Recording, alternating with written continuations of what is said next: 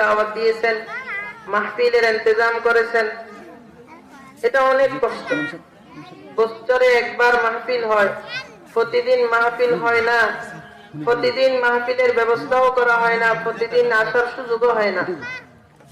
আজকে মাহফিলের ব্যবস্থা করা হয়েছে।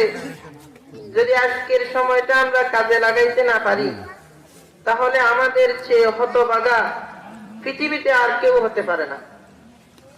এই মজলিসটার দাম অনেক বেশি, তারপরেও কিছু ভাই এমন আছে বলে যে মাইকের আওয়াজ তো দোকান পর্যন্ত আসে, মাইকের আওয়াজ তো রাস্তা পর্যন্ত আসে, মাইকের আওয়াজ তো ঘর পর্যন্ত যায়, আমি মাহফিলের প্যান্ডেলে যাব কেন? এই প্রশ্ন অনেকেই করে থাকে। এই প্রশ্নের জবাব বোঝার জন্য সহজ একটা উদাহরণ শুনুন।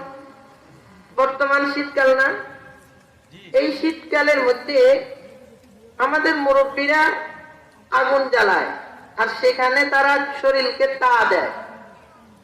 শরীরের তাপের জন্য আগুন জ্বালায়, সেখানে আপনার তারা হাত গরম করে, পা গরম করে। আগুনের দ্বারা দুইটা লাভ, একটা আগুনের আলো আর একটা আগুনের তাপ। যারা আগুনের পাশে থাকে তারা আগুনের তাপও পায়, আগুনের আলোও পায়। যারা আগুনের পাশে থাকে না, দূরে থাকে, তারা শুধুমাত্র আগুনের আলো পায়, তাপ পায় না। ঠিক তেমনি ভাবে এই মাহফিলের প্যান্ডেলে যারা আছে, রাসূল আকরাম সাল্লাল্লাহু আলাইহি ওয়াসাল্লামের হাদিস অনুপাতে তারা আল্লাহ প্রদত্ত হেদায়েতও পাবে, মাহফিলের বরকতও পাবে। আর যারা মাহফিল থেকে দূরে, প্যান্ডেলের বাহিরে, তারা রাসূলের বর্ণিত হাদিসের আওতাভুক্ত হবে না।